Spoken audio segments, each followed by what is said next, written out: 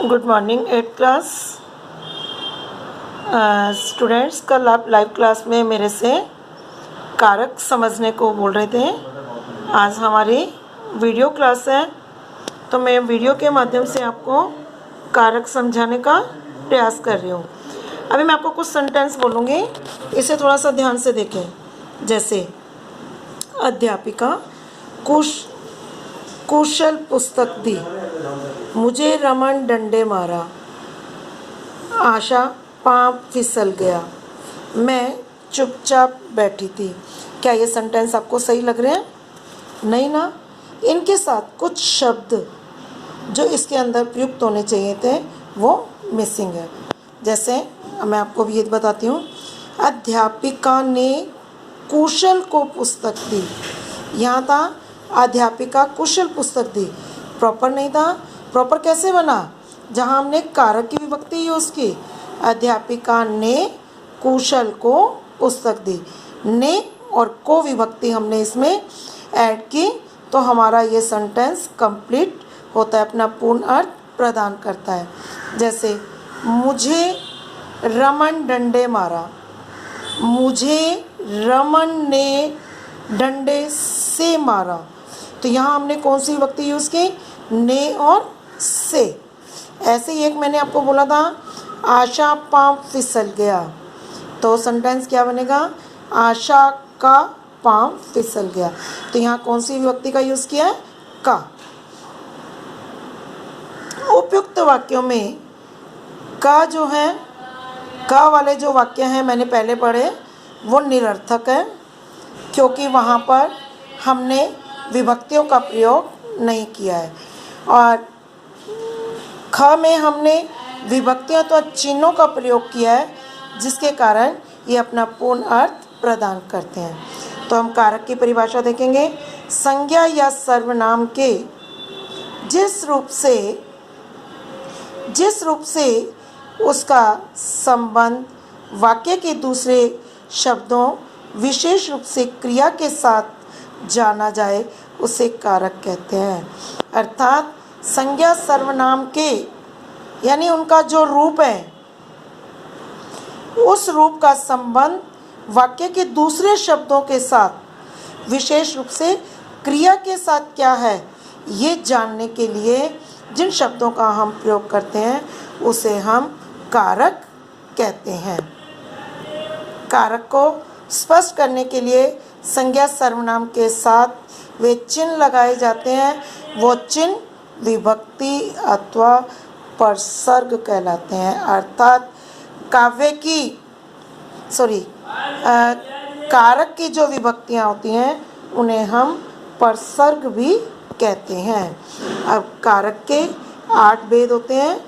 पहला कर्ता कारक, कर्म कारक, करण कारक, संप्रदान कारक, अपादान कारक, अधिकरण कारक और लास्ट संबोधन कारक। अब 8th क्लास आप देखोगे, मैं आपको एक छोटी सी तालिका के माध्यम से कारक के चिन्ह और उसकी पहचान मैं आपको बता रही हूँ। अब देखो, कर्ता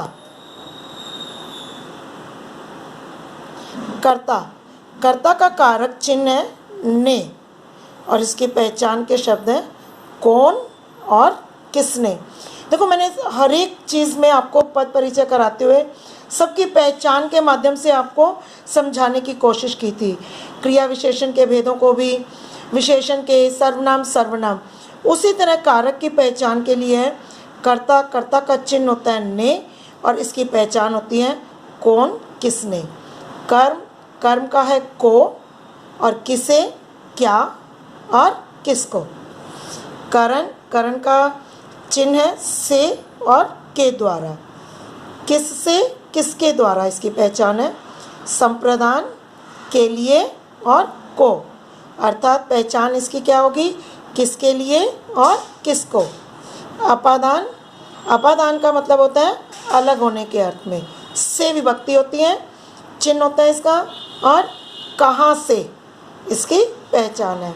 ऐसे ही संबंध का के की, रा रे री, तो किसका किससे किसको, और अधिकरण में पर, यानी किस में किस पर, और संबोधन हे अरे। तो बच्चों, ये हमारे कारक की विभक्तियाँ थी और कारक की पहचान कैसे की जाती है उसके आपको ये शब्द दिए हुए थे। आपको इसे रीड भी करना है और समझने की कोशिश भी करनी है। अगर आपको नहीं समझ में आएगा आप लाइव क्लास में दोबारा मुझसे पूछ भी सकते हैं। अब देखो, कर्ता का एक एक सबका मैं एग्जाम्पल आपको देती हूँ। कर्ता, निधि,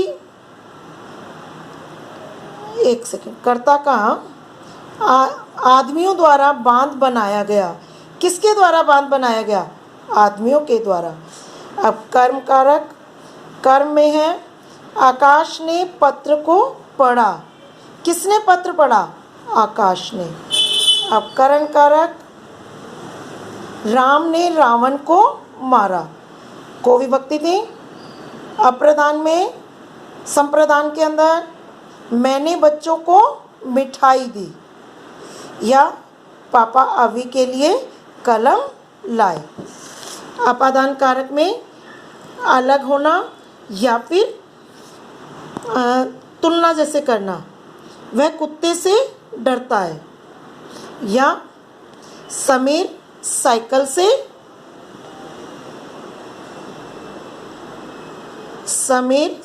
से गिर गया। इसके बाद संबंध कारक में फिर अधिकरण कारक, और अधिकरण कारक में होता है में और पर, लास्ट आता है हमारा संबोधन।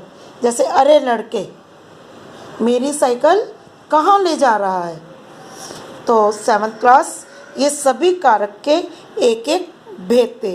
अब आपको इसे पूरी तरह से अच्छे से रीड करना है। नहीं समझ में आए लाइव क्लास में आप मुझसे दोबारा से डिस्कस कर सकते हो।